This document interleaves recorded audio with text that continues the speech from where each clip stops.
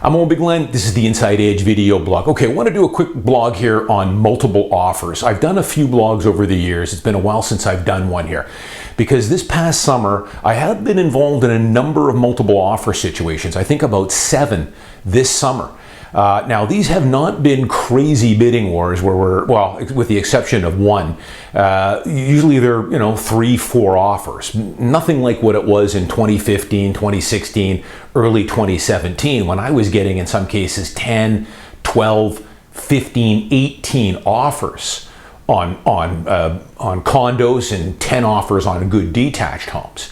Not anywhere near there yet, but this past summer, I've been involved on the listing side, 3 multiple offer situations, including one just last week on a nice little top floor 1-bedroom condo I had out in Richmond.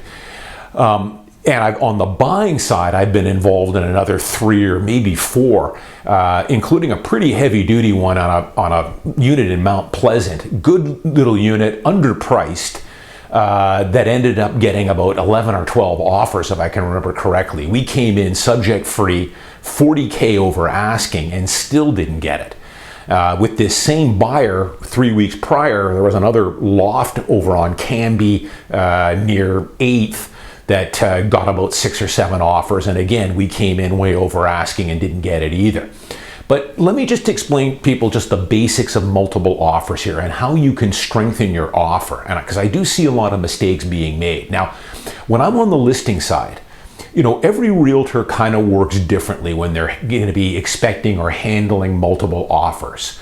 It's all over the road. But I think myself, I work, and I think most realtors kind of work the way I do. So when I'm getting into multiple offer situations, first off, you want to keep in close contact with all the parties that are, and the realtors that are going to write an offer. And generally, this is if you're expecting offers, or offers have to be in, let's say, by 6 o'clock p.m., usually realtors will start calling me, late morning or early afternoon to kind of size up the competition.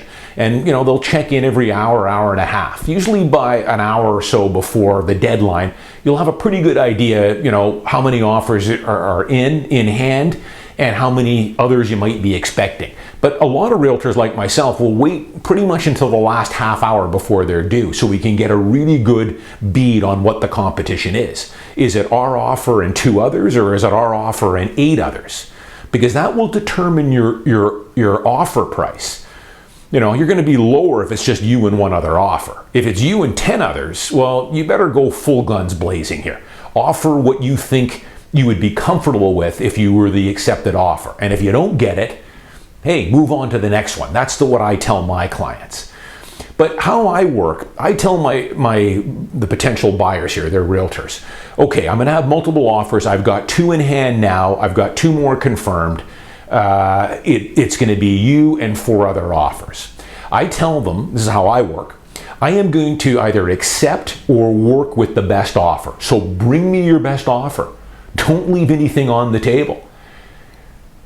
In some rare situations when it happens, we might have 2 offers that are pretty much identical. If that's the case, then I will go back to those 2 and ask them if they want to revise. They don't have to, but you've got the opportunity. I'm giving you half an hour to revise your offer. Some will, some won't, both will in some cases. But recently, this past summer, I had one where I had 4 offers on the home. This offer actually was number 4. It was the worst of the 4. And when I went back to him and said, you're out of it. We're working with another offer.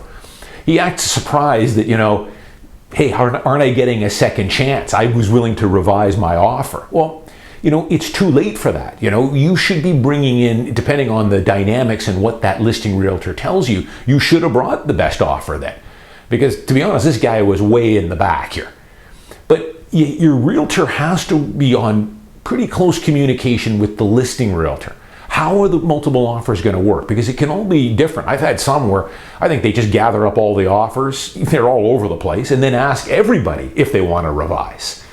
I don't really do it that way. I prefer to either work with the best offer, or if 2 are very close, I'll ask them to revise. So what I stress with them is bring me your A game.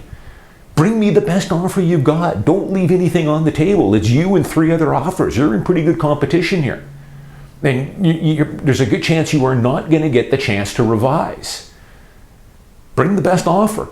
That's the way most realtors work. I still see some realtors that somehow just goes in one ear and out the other. And then when they're out of it, then all of a sudden they come back and say, oh, hey, I was willing to revise my offer. Well, too late. You should have brought that best offer up front. So you really got to work with your realtor on this if you're on the buying side with your realtor. And your buying realtor should be in close contact with the listing realtor. When's the deadline? How many offers? Wait until just prior to their all due so you can get a full and accurate bead on how much competition you have. And then find out how this listing realtor is going to handle the offers. Are they just going to let everybody revise a second time? Usually they don't. Bring your best game. I tell my clients, it's us and 6 other listings.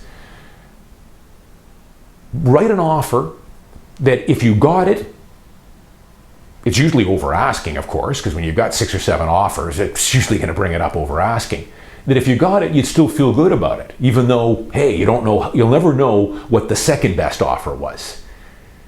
But if you don't get it, no problem. You sized up the unit, we took our best shot at it, we didn't get it, no problem. There'll be another one around the corner.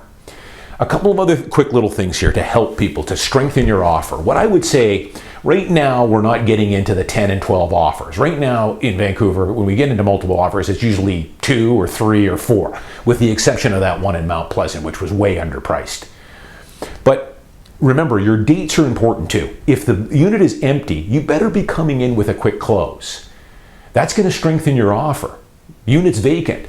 I had one earlier this summer. The unit was vacant, and one of the offers I got had a 2.5-month close. That's greatly weakening your offer there. Of course, subject free will buy you some nice purchasing power. If a unit's listed at $600K, one offer is at 600, and the other offer is at $595 subject free. The $595 will probably take it. On a $600K unit, subject free is probably buying you $5,000 to $7,000 a purchase price. I usually try and get my clients to bite subject free. That's going to give you the best price, but we can do a lot of due diligence on the way in for sure. Now, last little tip, not so much now, but if we do get in, and who knows what the market's going to be like this fall, if we do get into some action here where you are getting 6, 7, 8 offers, I would strongly suggest people you attach a copy of the bank draft, the deposit, not the actual bank draft, just a photocopy of it. That will help you. And a lot of times it can be the difference between getting the unit, successful buyer, or them going with someone else.